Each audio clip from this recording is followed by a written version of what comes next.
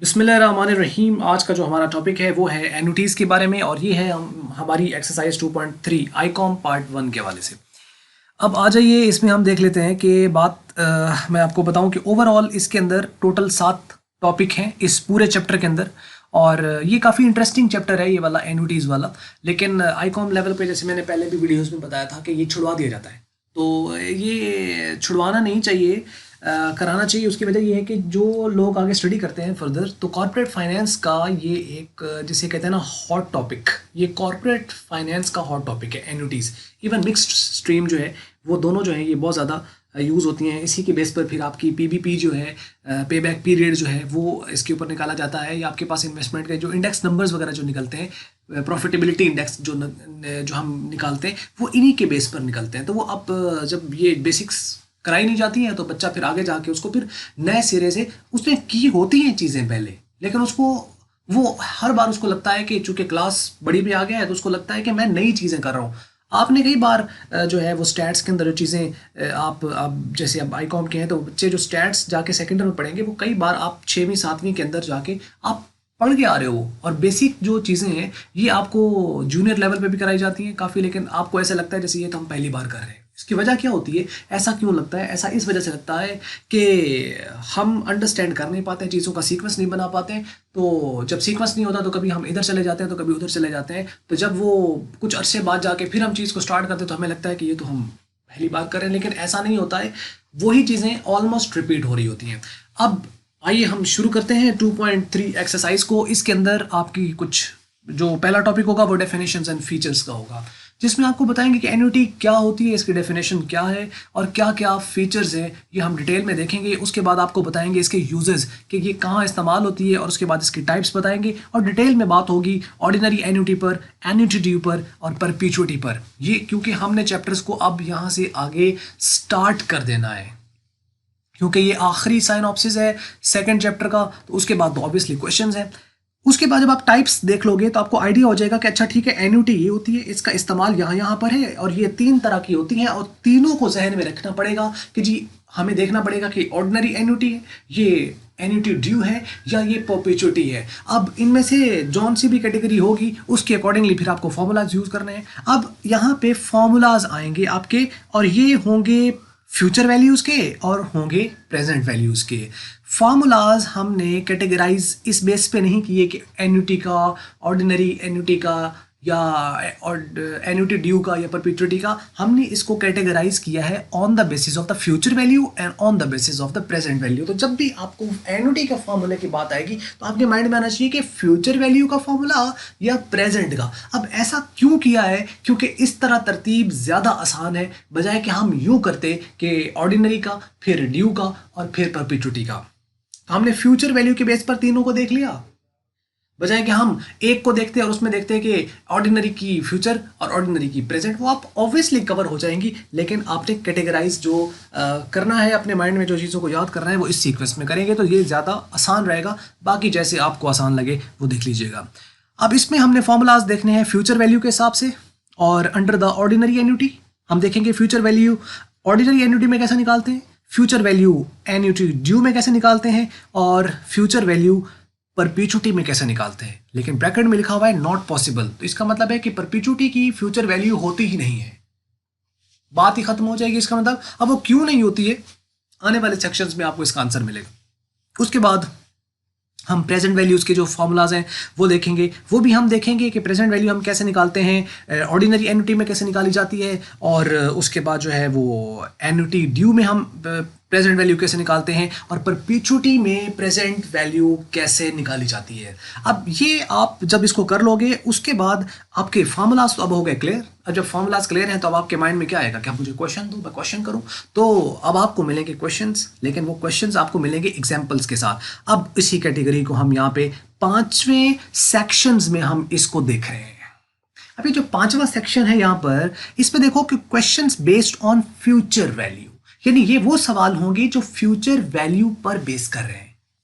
अब इसमें फिर सब कैटेगरी बन जाएगी under ordinary annuity, under annuity due और अंडर परपीचुइटी, जिसमें क्यों पॉसिबल ही नहीं होता है।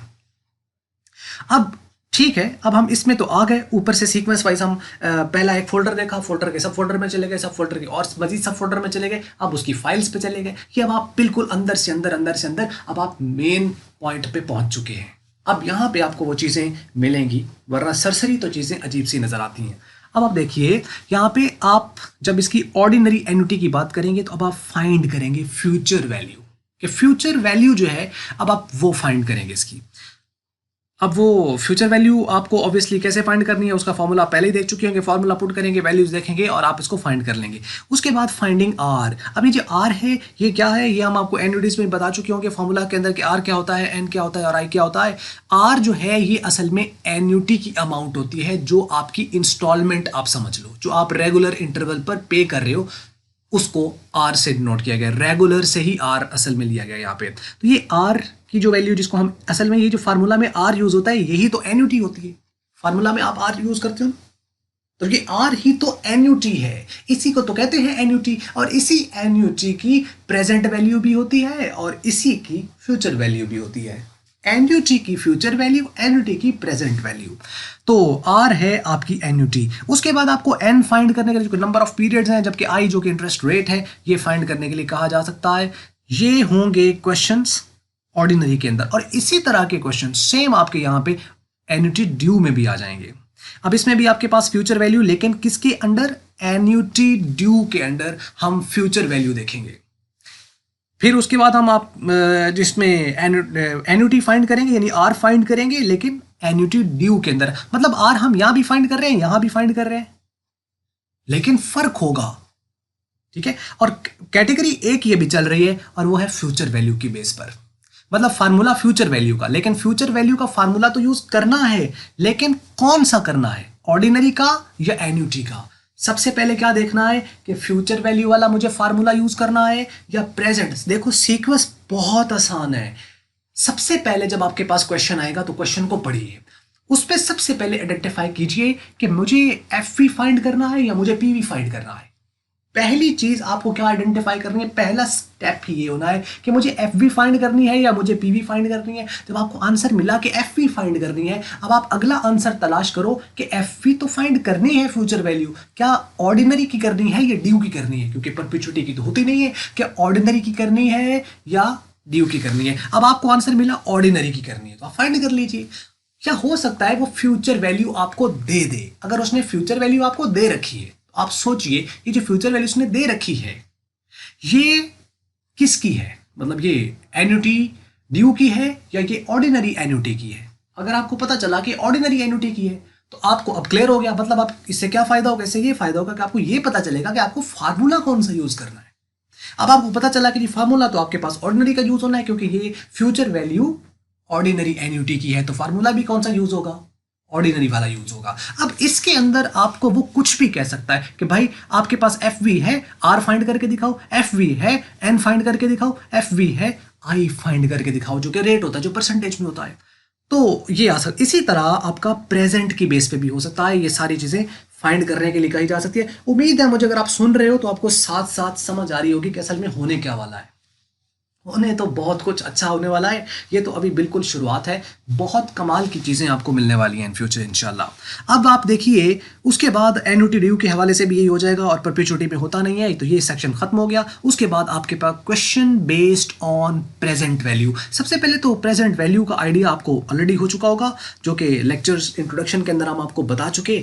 उसके बेस पर अब आपको क्या करना है, under ordinary annuity, ordinary annuity के अंडर अब आपको देखना होगा, जिसमें आपको फाइंडिंग द पीवी यानी प्रेजेंट वैल्यू आपको फाइंड करनी है। अब ऑब्वियसली ये आपको दे नहीं रखी होगी, आपको फाइंड करनी होगी, लेकिन किसकी, ऑर्डिनरी की या एन्युटी ड्यू की, ये आपको डिसाइड करना होगा यहाँ पर।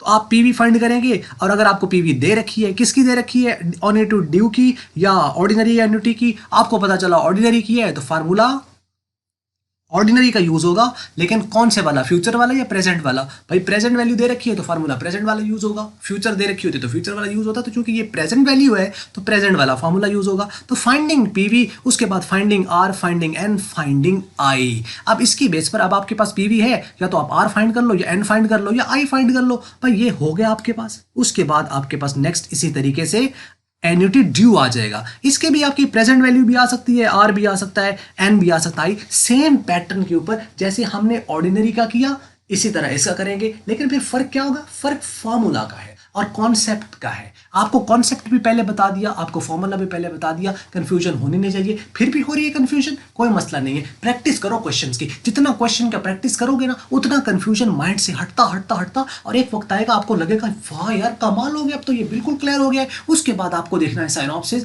और वो आपको एक पॉइंट, एक सिर्रा बनाकर एक डॉट आपको देगा, उस डॉट के अंदर ही सारा कुछ होगा।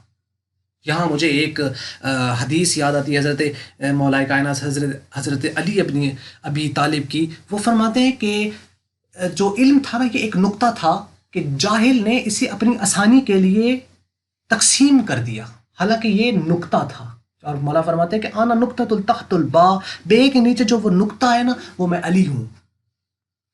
तो ये जो चीज़ें हैं ये कुछ भी नहीं है, ये सिर्फ फैलाया गया है। और जब रायता फैल जाता है तो समझने लगती है और उसका फ़ायदा फिर उठा जाता है दूसरा बंदा, फिर अकेडमीज खुल जाती हैं, फिर ये खुल जाते हैं, फिर वो तंग करता है, फिर वो तंग करता है और आ जाके हासिल कुछ होता नहीं है। पैसा जाता है लेकिन आता नहीं है। और आने के लिए हम कितने पापड़ बेलते हैं सारी ज़िंदगी, हम इसी पे पापड़ बेलते बेलते हमारी ज़िंदगी गुजर जाती है। ये है मामला जिसकी वजह से हमारे लिए कुछ परेशानियाँ रहती हैं। लेकिन ये परेशानियाँ मैं आपको गारंटी दे रहा हूँ अब वक्त करीब है और अब टाइम बहुत जल्द है, आसानियों की तरफ मूव होने वाला है। क्योंकि अल्लाह पाक जो है ना अब वो रास्ते बिल्कुल आसान कर देगा और चीज़ें हम कर रहे हैं ना कोशिश सारे मिलके। इसमें मैं नहीं, बहुत सारे और लोग हैं जो कोशिश कर रहे हैं इस प्लेटफॉर्म को बेहतर करने की। और आने वाला वक्त उम्मीद भी रखनी चाहिए, अल्लाह से दुआ भी करनी चाहिए कि वो आने वाला वक्त इंशाल्लाह बहुत अच्छा वक्त होगा। और ये दुआ करनी चाहिए कि नसरुम मिनल्लाह व फतहुन करीब, कि बेशक अल्लाह की तरफ से फतह बहुत जल्द है। उसके बाद आप जब ये कर लोगे तो उसके बाद आपकी लास्ट एक्सरसाइज है जिसके अंदर आपको MCQs, short question and long, जो कि खास तौर पर आईकॉम के लिए। और यहाँ आपका ये टॉपिक एंड होगा। ये टॉपिक ही नहीं, ये एक्सरसाइज एंड होगी। ये एक्सरसाइज एंड नहीं होगी, आपका पूरा चैप्टर यहाँ पर एंड हो जाएगा। और उसके बाद आप देखिए ज़रा सिनॉप्सिस और देखिए ज़रा वीडियोज़, आपको सारा कुछ क्लियर हो जाएगा। ले जी, ये थी आज की वीडियो। अगर आपको अच्छी लगी है तो इसको आप लाइक कर सकते हैं, शेयर कर सकते हैं दूसरों के साथ। अगर आपको अच्छी नहीं लगी किसी वजह से भी तो आप इसको डिसलाइक ज़रूर कीजिए। कमेंट्स में मुझे ज़रूर लिखिएगा कि वीडियो में हम इम्प्रूवमेंट कैसे ला सकते हैं। हमेशा की तरह वीडियो देखने का आपका बहुत बहुत शुक्रिया।